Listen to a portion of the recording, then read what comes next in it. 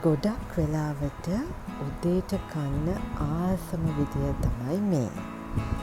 මම උදේම නැගිටින් නැති දවසට මේ වගේ වෙජිටබල් සෑන්ඩ්විච් එකක් වගේ දෙයක් තමයි උදේට හදාගන්නේ.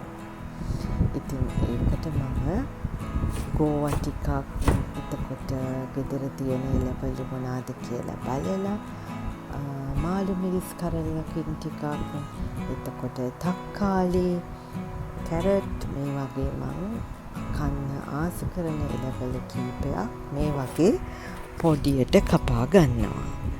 ඉතින් කැරට් ටිකත් ඔයගලන්ට ග්‍රේට් කරලා ගන්නත් පුළුවන්. මම මේ වගේ පොඩ්ඩක් හැපෙන්නත් ඕන නිසා පොඩියට කපා ගත්තා. ඊට පස්සේ මේ එළවලු ලෑල්ල සෝදලා, සිංක් එකත් සෝදලා, ඊට පස්සේ මේ සෑන්ඩ්විච් එකට ඔයගොල්ලෝ කැමති බටර් එකක් පාවිච්චි කරන්න පුළුවන්. ඉතින් මම ෆ්ලෝරා කන්න ආස නිසා ෆ්ලෝරා ටිකකට මේ කපාගත්ත එළවලු වලින් ටිකක් මික්ස් කරලා, ඒකට මම මයෝනිස් සෝස් ටිකකුත් එකතු කරා. ඊට පස්සේ ගම්මිරිස්, එතකොට ඇඟිලි තුඩු වලින් ලුණු කුඩු ටිකකුත් එකතු කරා. ඒ කරලා මේ මිශ්‍රණය හොඳට මික්ස් කරා. දැන් මම පාන් ටික රෝස් කරගෙන තියෙන්නේ. ඒ පාන් එකට මගේ තවරම ගාලා මේ විදිහට කපලා සකස් කරගත්තා. ඉතින් ලේසියෙන් හදාගන්න පුළුවන් සෑන්ඩ්විච් එකක්, පෝෂණ ගුණයනොත් සපිරි එකක් තමයි මේ.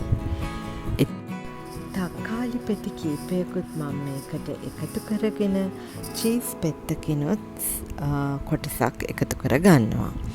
ඉතින් චීස් තිබුණේ නෑ කියලා ප්‍රශ්නයක් නැහැ. ඕගලන්ට ගෙදර තියෙන එළවලු වලින්, එතකොට බටර් එකකින් මේ වගේ රස වෙජිටබල් සෑන්ඩ්විච් එකක් හදලා බලන්න පුළුවන්. එහෙනම් මේ වගේ වෙජිටබල් සෑන්ඩ්විච් එකක් හදලා මට රස කොහොමද කියලා කමෙන්ට් එකකින් කියන්න අමතක කරන්න එපා.